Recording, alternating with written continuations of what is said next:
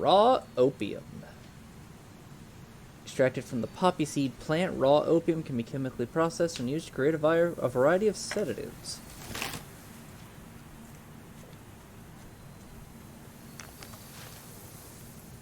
More cigarettes, a sleazy magazine.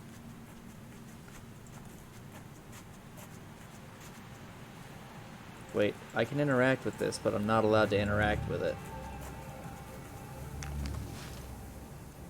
Ooh, phosphorus.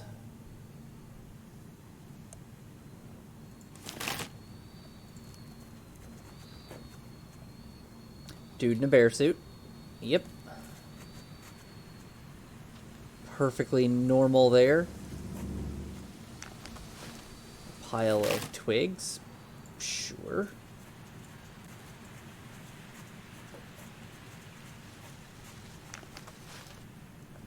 Officer Faraud's lucky pendant. It's ironic that Officer Gabriel Faraud of Napoleon's army, who wore this lavalier for good luck in his duels, died not by the sword, but by getting clobbered in the head by a baton during one of his drunken brawls. We got a useless key. I can sell that to, what was it? The antiques dealer. Isidore.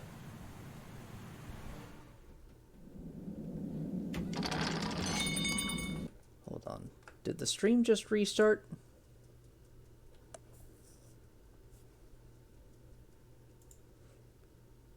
Okay, that's weird. Twitch is being super weird.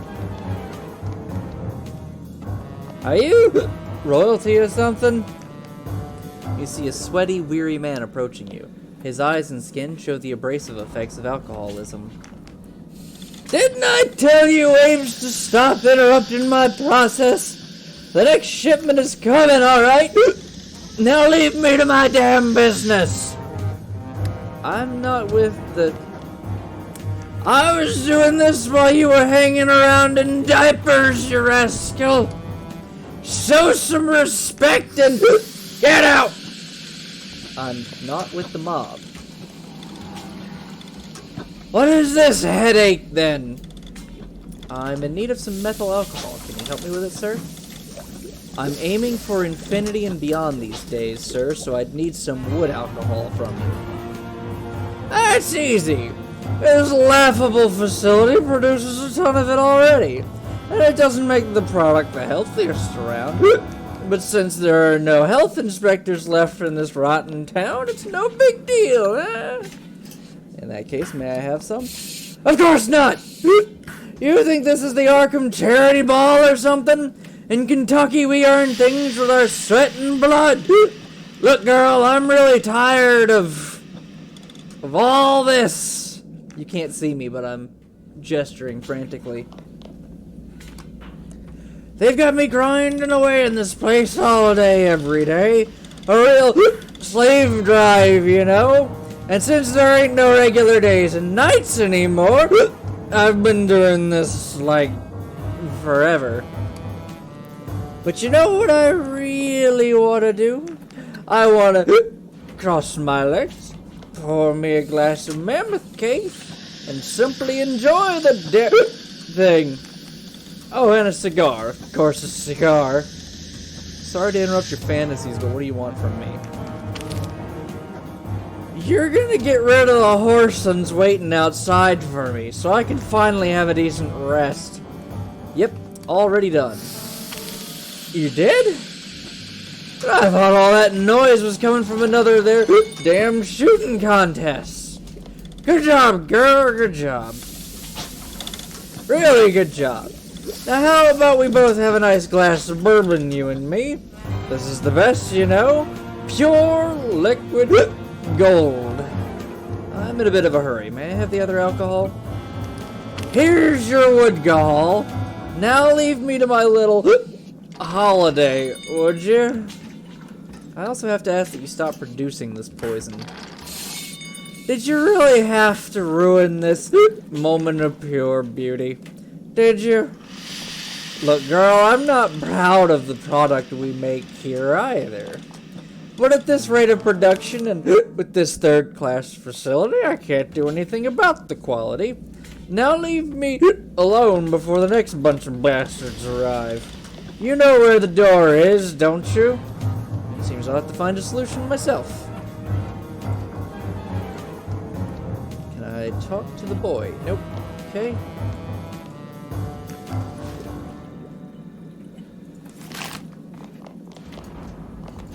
Distillery tank. Nice moonwalk there, friend. Lockpick it.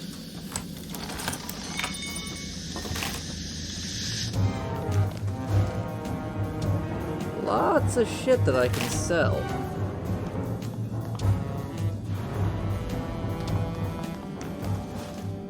Ooh, a crowbar. And a hammer. Oh yeah, I leveled up. Sweet. Stealth and speechcraft.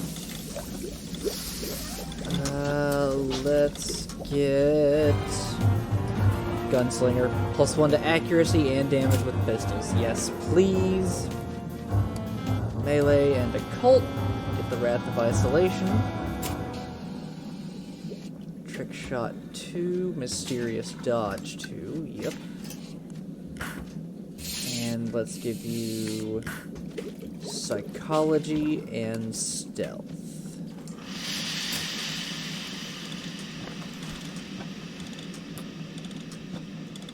Really wish that I could have it auto sort these things. How much damage do you do? 1 to 3 versus 1 to 5. Yep, give me a hammer. How about you? Let's give you a crowbar.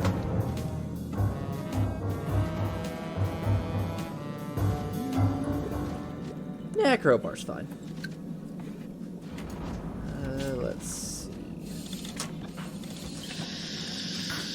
Copperhead whiskey. Nope, I'm good.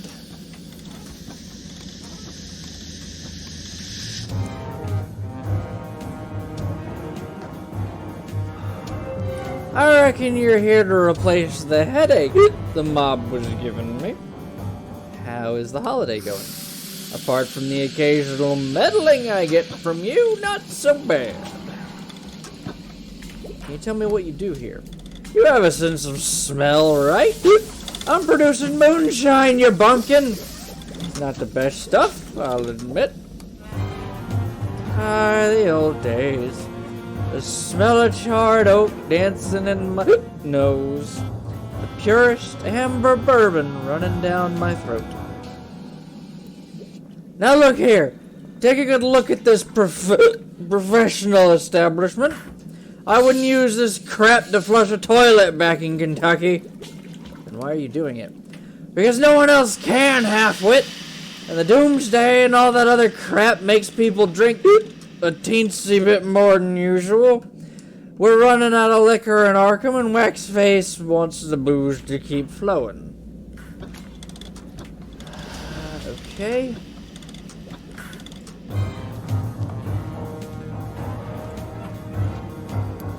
Foot pump mechanism.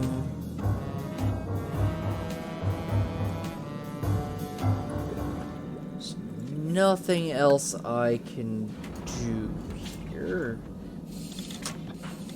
Maybe there's something outside I can do.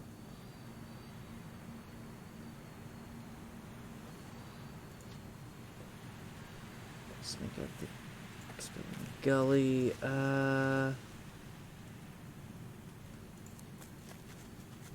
It's weird that it says I can interact with that, but I can't interact with it.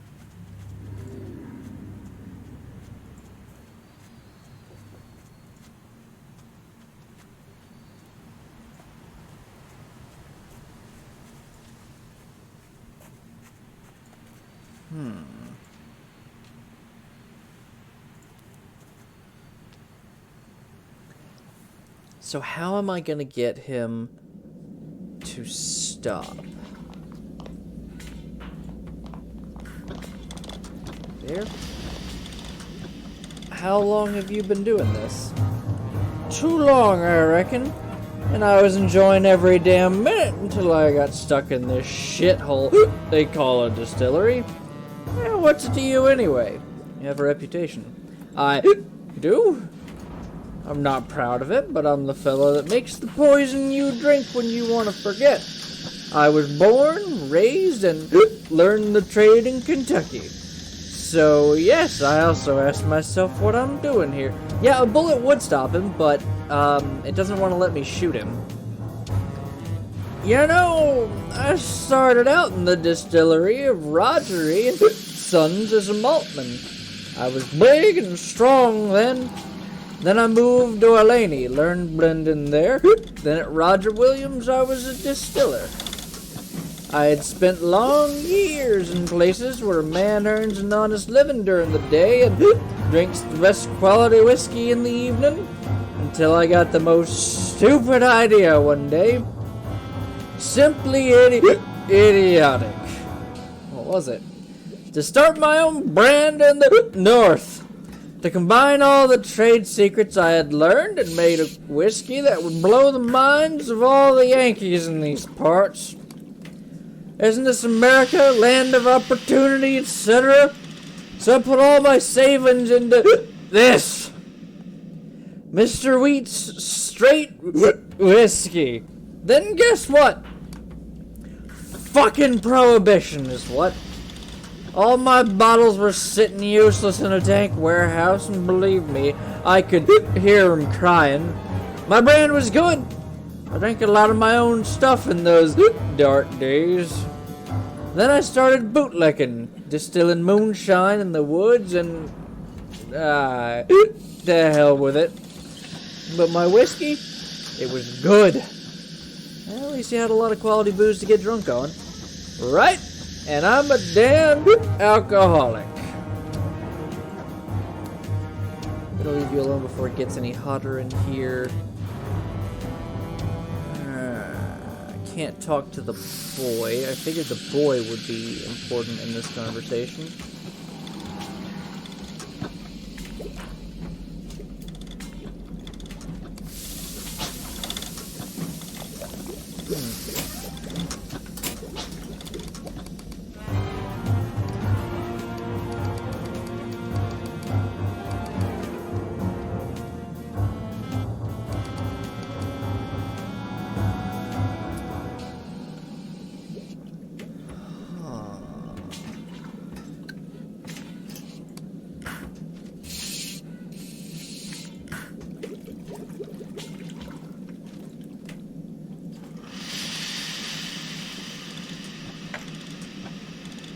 I don't want to leave this area without completing this quest. Let me check something. Give me just a moment.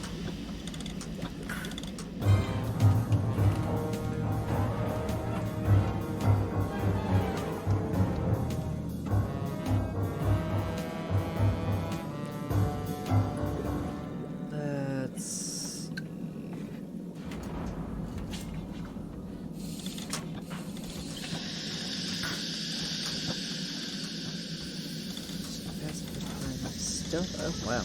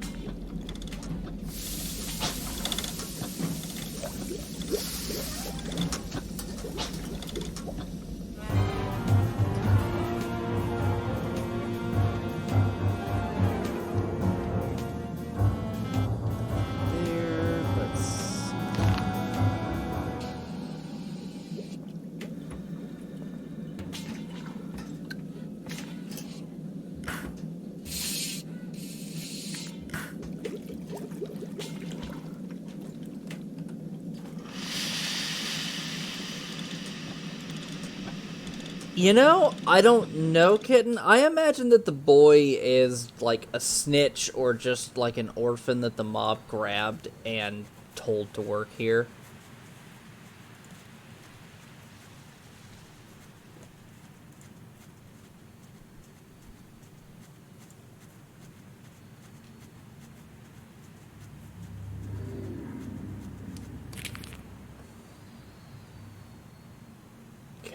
So, I have no way of getting this guy to stop making his moonshine. Maybe I can just go to the Mourning Widow and tell her, hey, the dude is unguarded, go shoot him now. Oh. That's not good. Would you like to bury the grieving widow's body and prepare the unfortunate... Yeah? Yeah. Proceed. You buried the body of the widow just inside the makeshift grave you just made. She's kind of still there. There you go.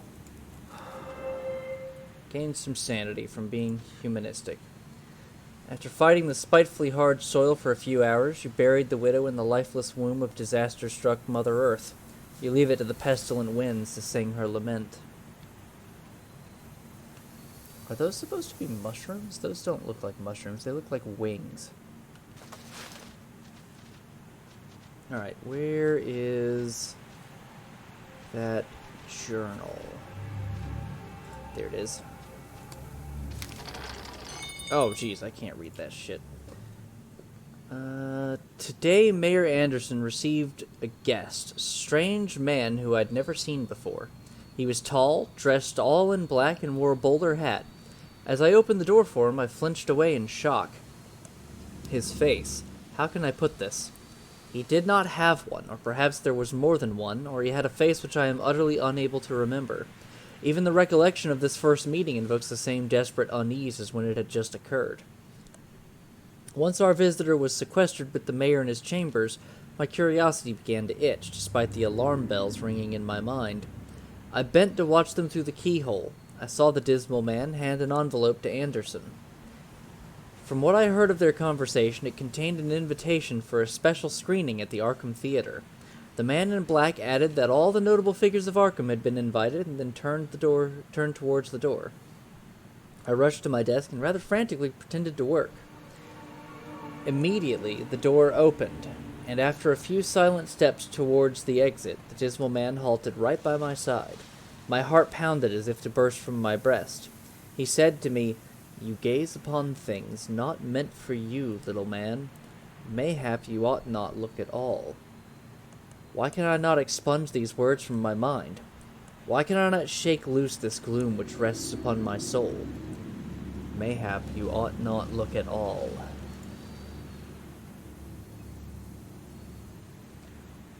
Why did I peek through that cursed keyhole? I must think this through, must maintain control. Okay.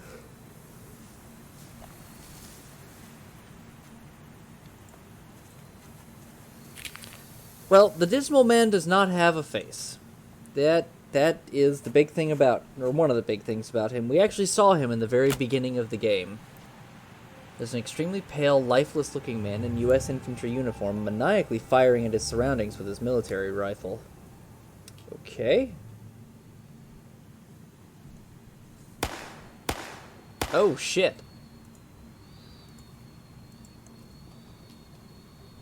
Yeah, he kind of looks like a corpse.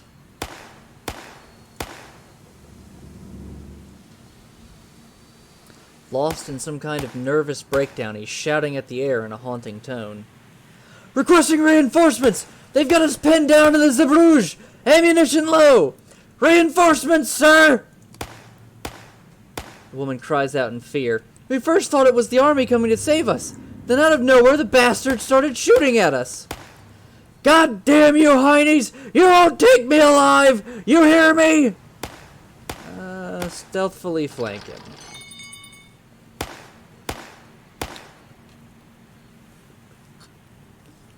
Oh, that's cool. They're actually going to show me going around him. You're not going up on his flank. Okay, well. Okay. You managed to take the rifle from the pale soldier's hands. So rusty, you're surprised it still fires.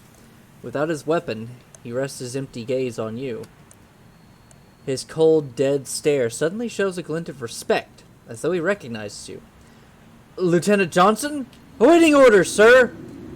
Are you crazy? Why are you shooting at these people? The pale man's speech slows to a mechanical drone. Lieutenant Johnson, sir? Is this a test, sir? What is wrong with you?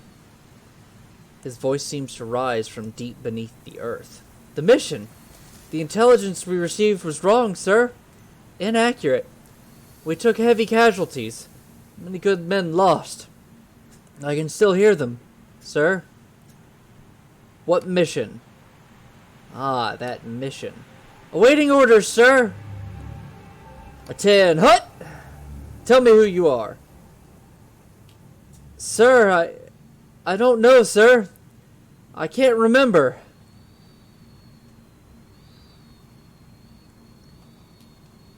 Follow me. I guess I can keep you in check.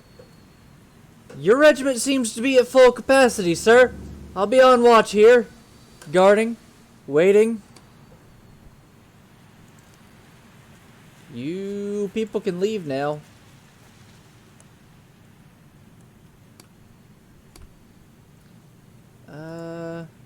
Okay, so he's not gonna leave.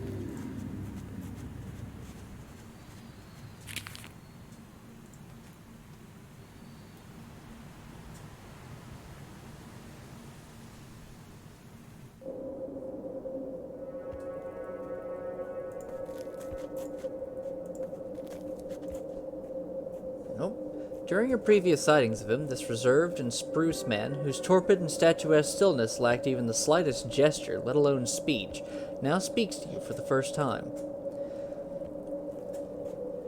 Forgive the churlish fashion to which I present myself, madam, but with all due respect I must appeal to your discretion. Please continue. If the aged voice beneath the expressionless porcelain mask was any more gentle, it would cease to exist. My mistress invites you to a tea party in our yard. Our house would be honored if you would be so kind as to join her ladyship. Who is your mistress? Her ladyship is one of the most elegant, most erudite women who has ever graced the earth. The hospitality of my mistress confers esteem and privilege to her guests. Please relish a cup of tea with her ladyship, madam. Have no doubt that you, an esteemed guest of my mistress, will be treated to the best possible service. Should I be... Alright. I don't like that music.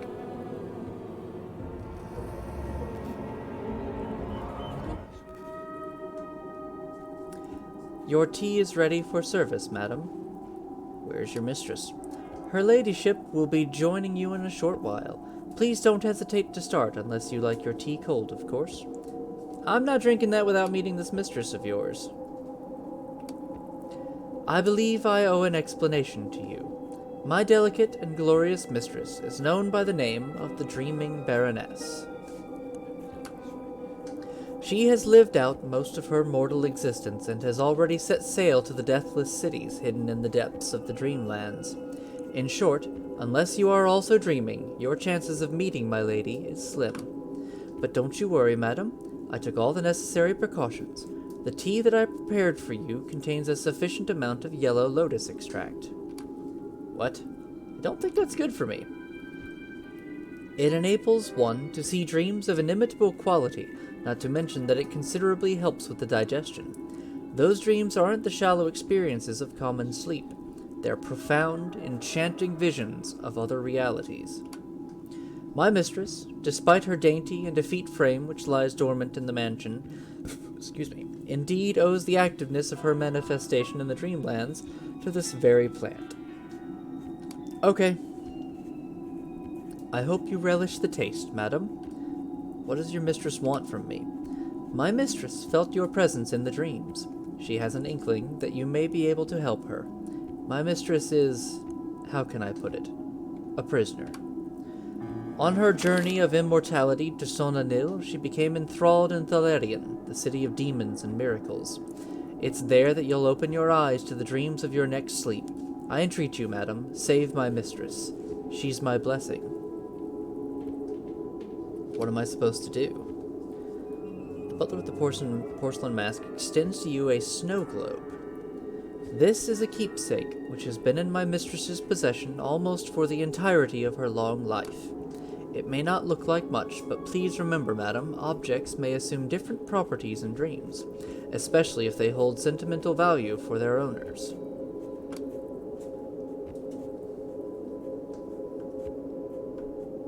Okay, so the next time I sleep, I will wake up in that other world.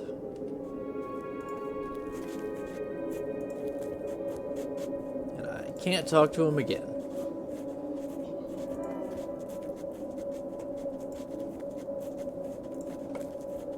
Let's see, we've got a key to sell to Schmidt.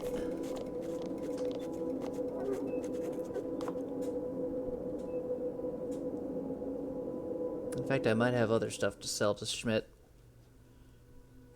Nope, yep, there's that hallucination.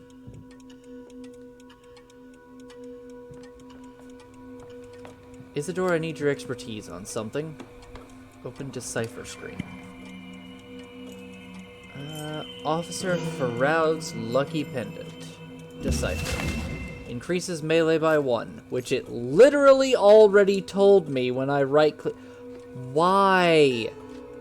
You already tell me what the power is. Why do I need to decipher that?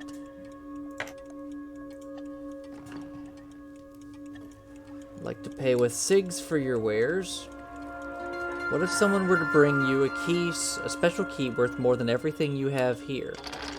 Very well, I see your point. I will accept SIGs in payment, but only for you. You made the right choice. May I see your wares? Okay, I have some shit to sell. Like that useless key. And the manuscript for Evil Eye, because the other dude already has the Evil Eye.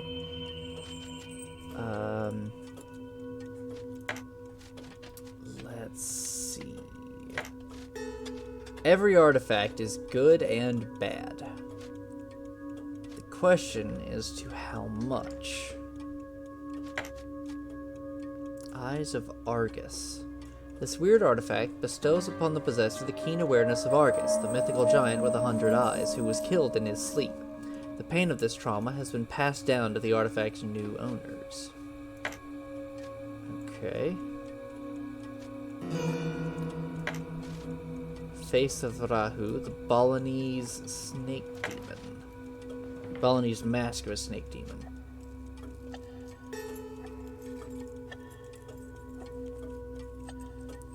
Golden pouch granted the wealthy merchant Al-Khalid, into whose belly a baby camel would fit, his impeccable bartering skill.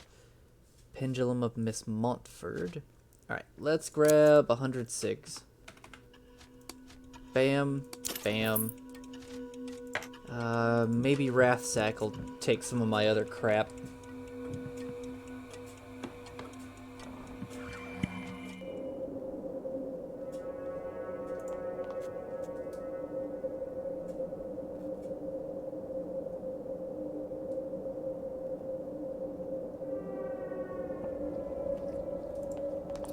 Richter, I've got some shit for you.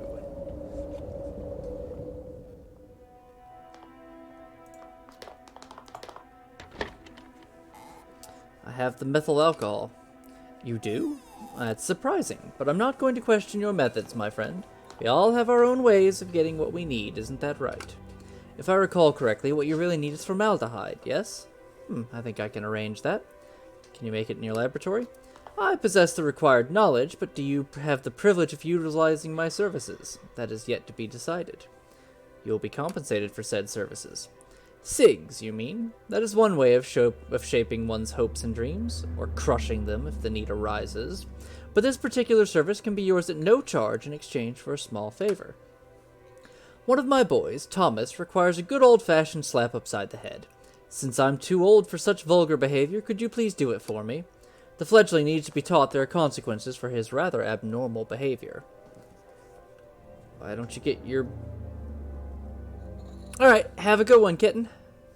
I may pop in later. Why don't you get your brutes to punish him? Alright. Thomas, come here, my child. Yes, Uncle Richter? Would you please turn your face to that lady, my dear lad? Yes, Uncle Richter. Feign slapping the boy. While exaggerating the motion of your arm, you skillfully clap your offhand interposed before the child's cheek. Thomas boy looks at you with blank eyes. You little rat! How dare you disobey Uncle Richter? The child still seems puzzled. Thank you, Thomas. You may go now, my darling.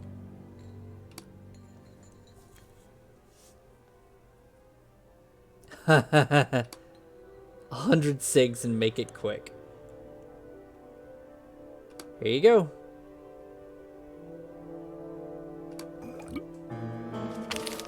I wish the best to you and your Fetty. Yeah, sorry, dude. I'm not about to smack a child because you're an asshole.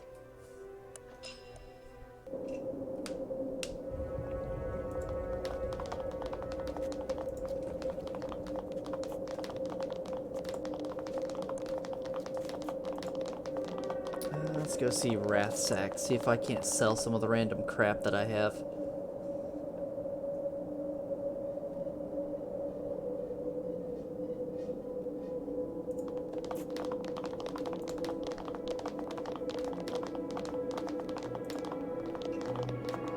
So I've got the formaldehyde, I've got the conductor. I just have to get through the warehouse to get the one guy's item.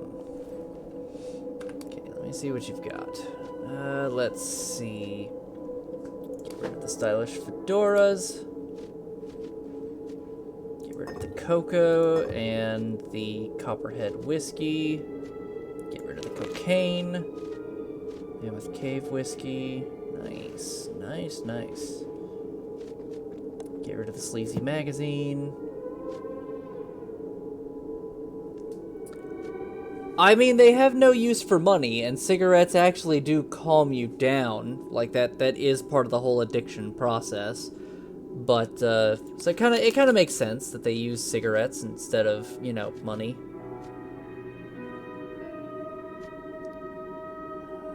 Tubes. No, we're gonna keep all of these, crafting materials. Ravished sleazy magazine. Ugh. Get rid of that wheat. Get rid of the empty kerosene containers. Wads of dollars. We got a hell of a lot of empty bottles. Let's get down to 15 of those. Okay, Wrathsack, do you have something better for me, or do I need to go and visit what's-his-face? I need to go and visit, I forget the dude's name. Honest Bill, or whatever the fuck his name was. Luckily, I have the cigarettes to actually get a decent weapon from him.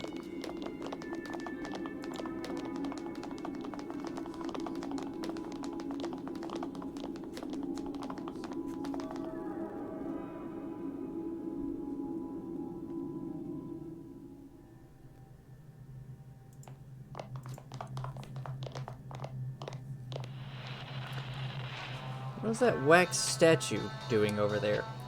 Ah, you mean Honest Bill? He's dead, but they kept him around for decoration. Turned him into a statue. He used to own this place, see? Until he crossed Waxface. Can you guess how they did it? Poured boiling wax over him from head to toe. You should have heard the screams. That's enough, or you want more details? Ah, I'm good.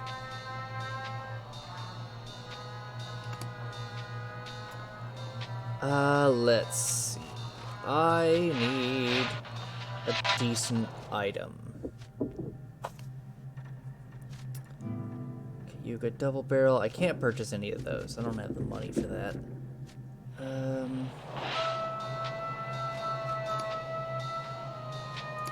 Oh, what is my actual weapon right now?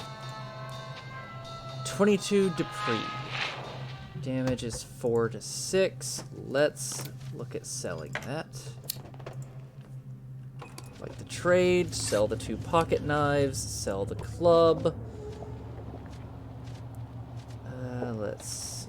Sell the Dupree.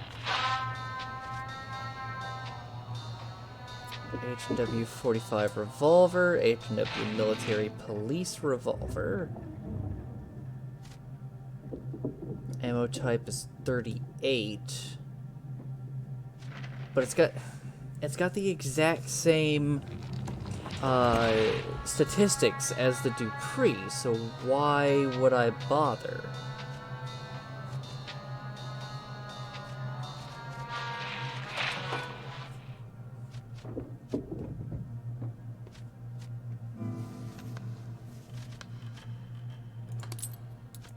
Let me see if I can't trade enough ammunition to get this Chesterman. Nope. Nope, can't trade enough. Okay, so one of these pistols. Aw, man, if only I could get this Thompson. This fucking Tommy gun. That would be amazing. Stallion M1910. Stallion detective pistol. That does a couple more points of damage. At a minus to hit. Okay, keep the 38 ammo. I don't think I can afford the Harrington Bulldog and ammo. So let's go for the Stallion detective pistol. Uses 38 rounds. Just plop all the cigarettes down there for now. Okay. So I can buy 31 more rounds of that. Get rid of this fucking corn. I don't need that shit. Anything else? Nope, I want to keep that cigar for now.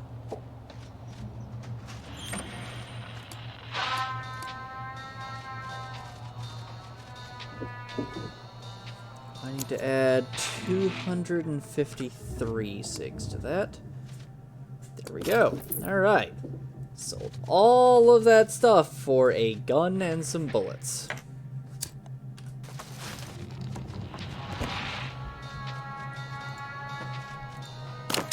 There we go. She'll keep using the 22 caliber. In fact, since she's going to be using that, let's see. 22 caliber, let's get 10 more of those for 46.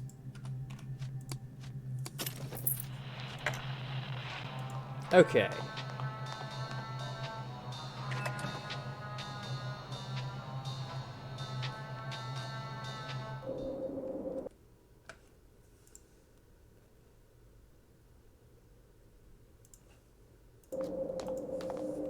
Give me a moment.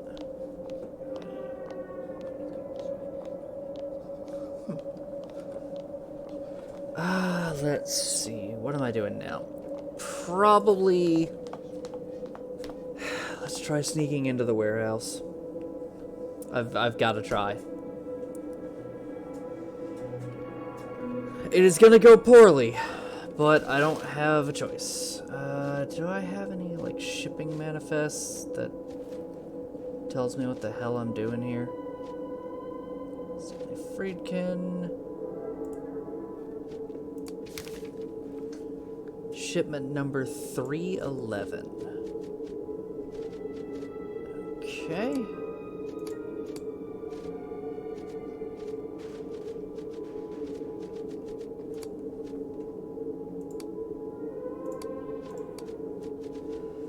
Yeah, fuck it. Let's make some Molotov cocktails here. I've got a beret. Let's craft that shit for one Molotov cocktail. Got some cloth scraps. I still don't have a lamp.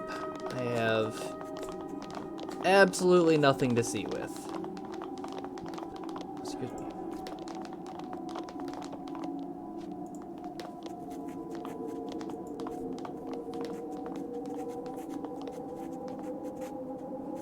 Let's go rest first.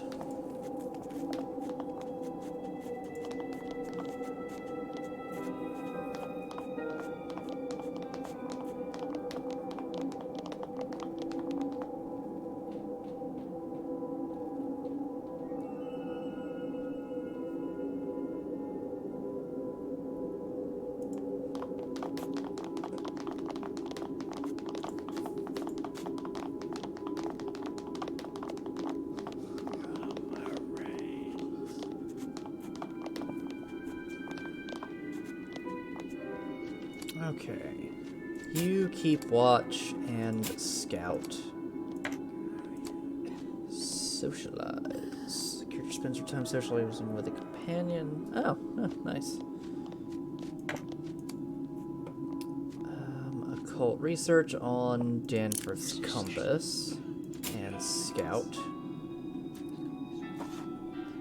Yes. Yes. Psychological treatment. Ooh, reconnaissance. Increased reaction for the party. Yes. Give the outsider some psychological treatment.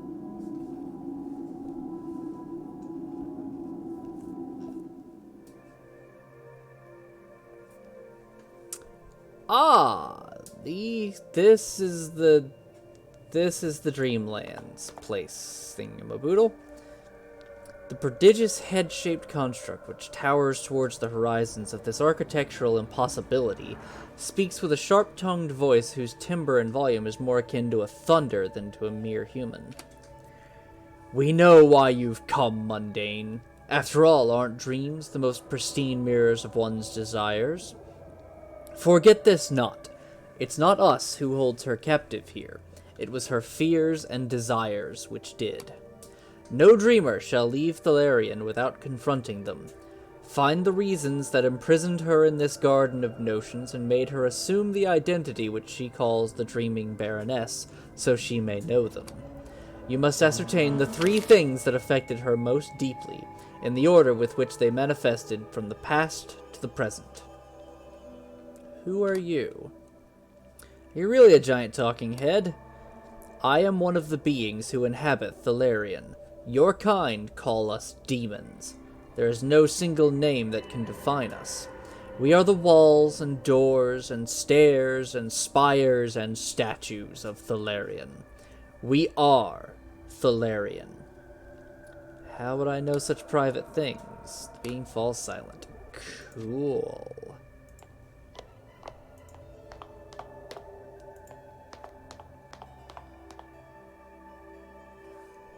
So that's the Dreaming Baroness. I must confront them in the order with which they appeared. The statue addresses you with a voluptuous whisper. I'm the desire of bearing progeny and reaching out to the new generations. I'm the desire to remain young for all eternity.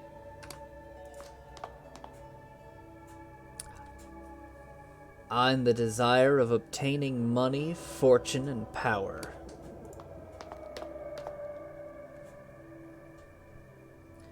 I'm the desire to discover and of setting sail to new experiences. I'm the desire to seek true love at the risk of wasting my life away. I am the apprehension of losing all that's learned and experienced.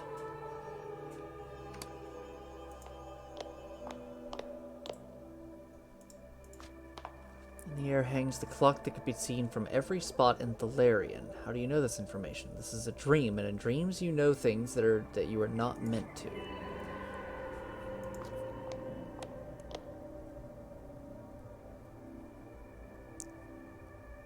I don't know jack shit about this lady.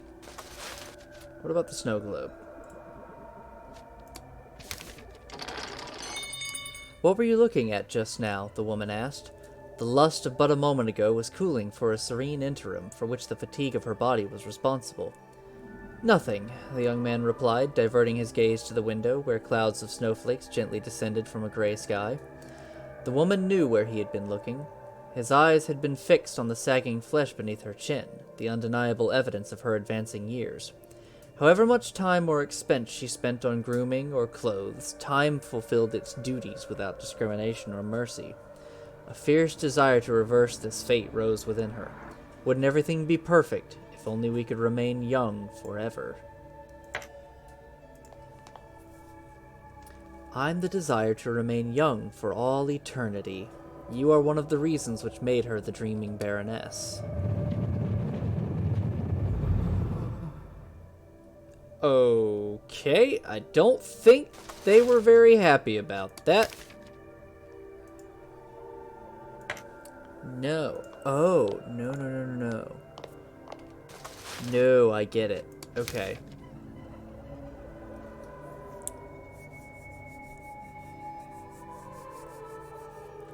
Okay.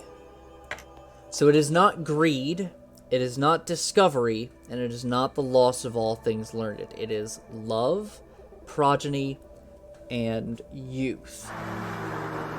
But which ones were first? Why am I going hungry in a fucking dream? Don't do that shit, game. Let's see. Time expense she spent on grooming or clothes.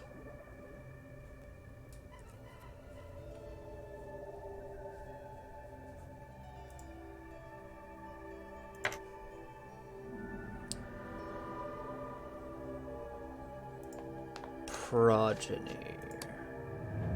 Nope, that wasn't it. Okay.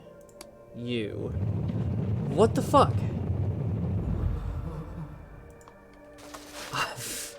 I'm gonna fucking lose my mind. Okay,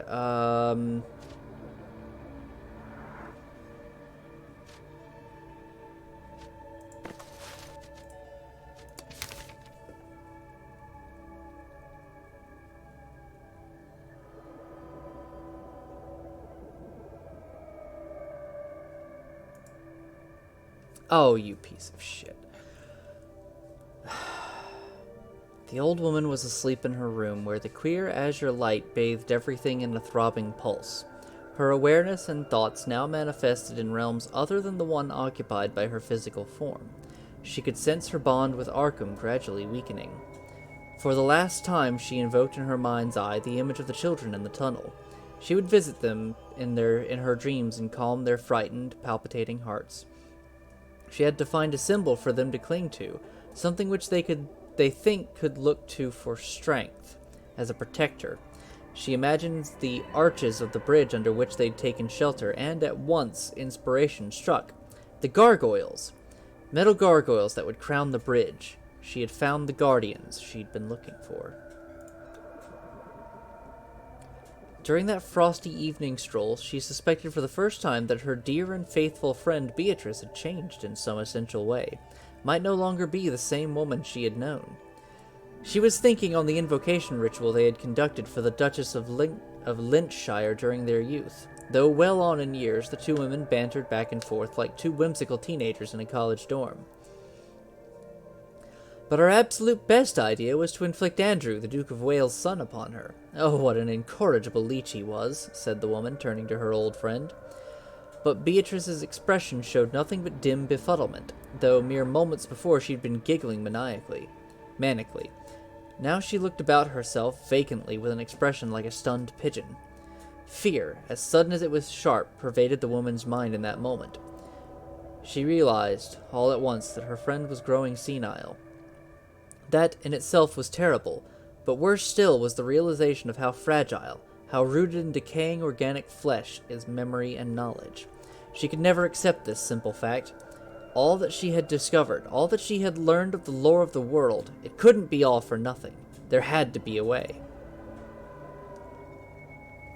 The woman watched as her second husband briskly exited the house. He had long abandoned the green pastures of courtesy, but she paid him no mind in any case. To her, he was nothing but a clumsy marionette, made to dance by a mute puppeteer. Still, she could guess at the broad strokes. Progeny, legacy, lineage, heir. Though intense anger welled up inside her at this irredeemable man's attitude, at the implication she was somehow incomplete, the lasting emotion she would come to feel was relief. From her window, she watched the resentful man climb into his carriage. Falling snow would soon blanket the streets of London, would soon bury everything. The woman was, as of yet, unversed in the ways of which evasion she would so frequently employ in future, which made it difficult to tolerate her first husband. There was only one activity which they both enjoyed, traveling the world.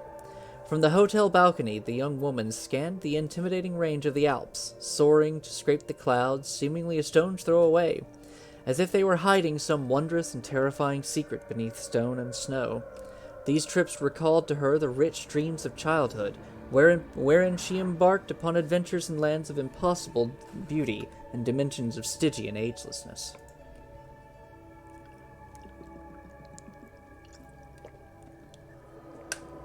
My lady, if I am to suppress my emotions for you any longer, my heart must burst. Exile me if you will, or punish me, but know that you've become the only truth of my life. To merely exist in your presence is love enough for me. The butler's words touched her heart, provoking a pleasant reaction both emotionally and physically. While they walked at a meditative pace through the snow-covered orchard, the woman held her tongue and reflected. As much as she valued the man's attention and loyalty, he wasn't the sole player in her love games, but that he would prove an extraordinary comrade, she was absolutely certain. Okay, so...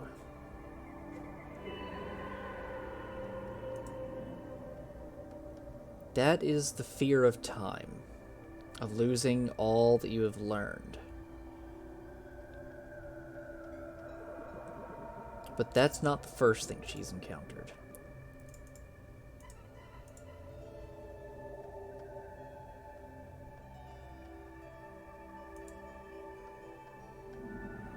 Her first husband, her second husband.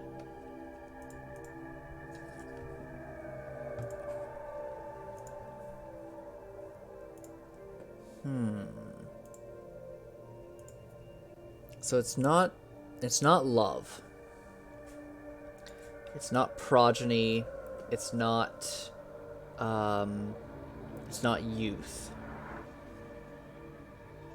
Because youth came with age. The fear, the desire for eternal youth came with age.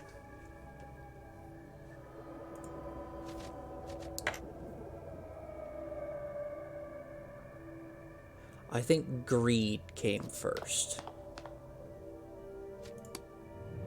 God damn it.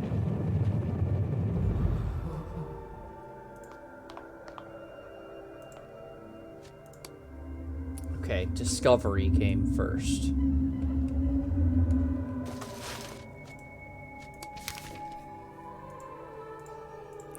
That was her first husband.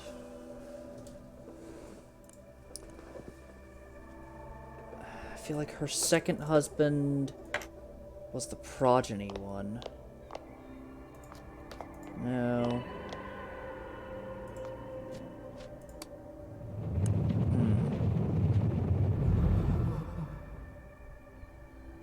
At the mouth of madness. I'm about to completely go insane. And I'm accumulating angst very, very rapidly. Okay, hold on. Load game.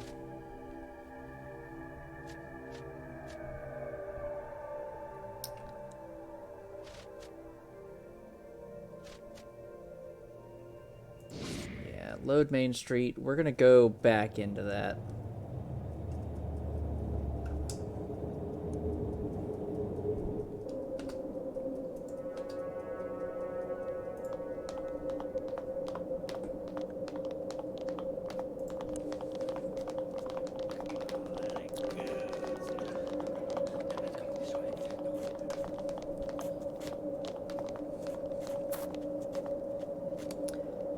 Keep watch. Scout. You do some occult research.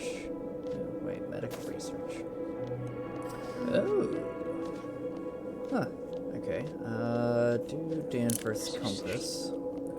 And scout. You do psychological treatment of the outsider. Scout and reconnaissance.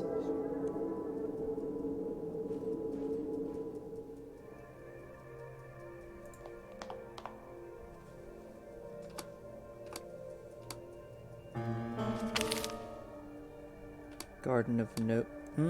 Well, okay. Dude doesn't want to say anything to me. Alright, snow globe. It's gonna tell me all the same things. So, We know discovery was first.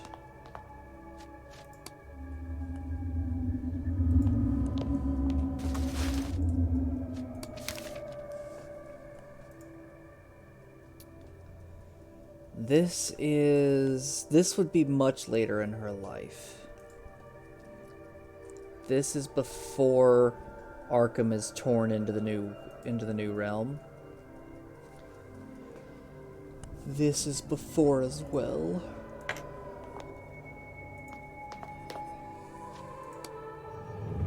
Nope, okay.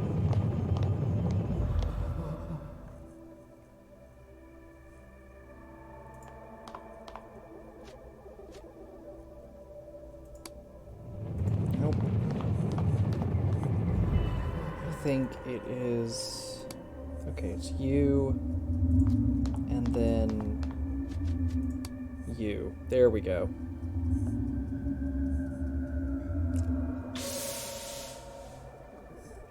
Hello, dreaming Baroness.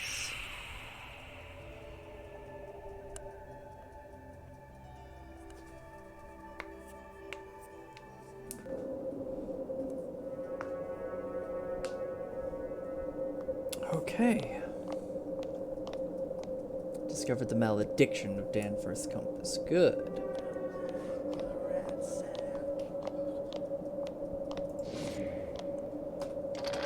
When you wake up, you realize that you don't remember much of this feverish dream. The only thing that you can trace in your mind are the following words that seem like they belong to a forgotten song. How can you reach your destination if you don't know why you took the journey? Thank you, traveler.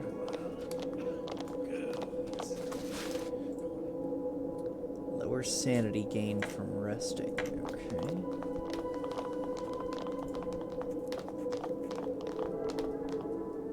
Let's go see the butler.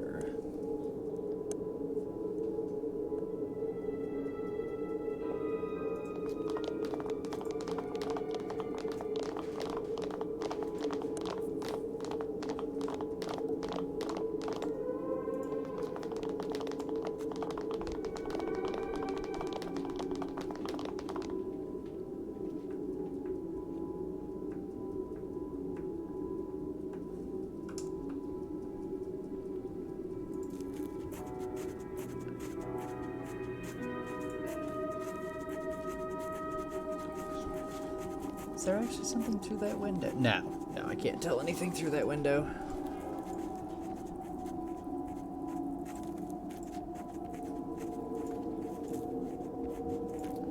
Okay, so no reward from him. Very well.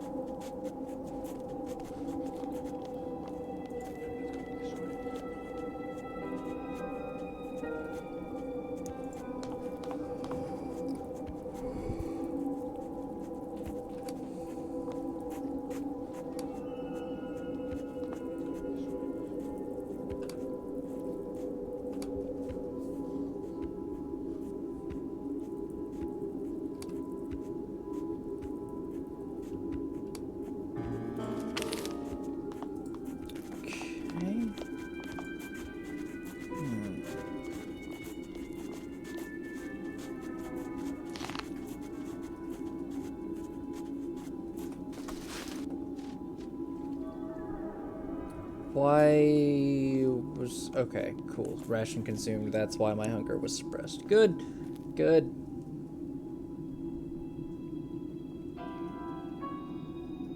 I think right now my only real option is to go into that warehouse.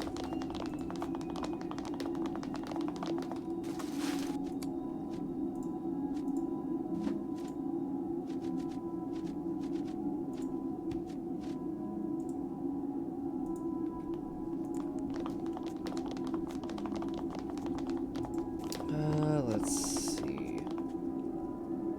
Let's check in here.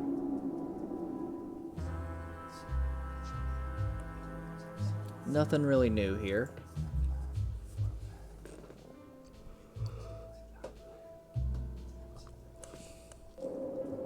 Alright, I think for now that's enough for me. Unfortunately, I did not get in as much streaming as I would have liked today, but it was a very tiring day. I will be on tomorrow, probably with some more Stygian, as well as Yakuza 0, maybe something else. If you've enjoyed this, definitely follow, and I will see you all in the next one. Bye-bye.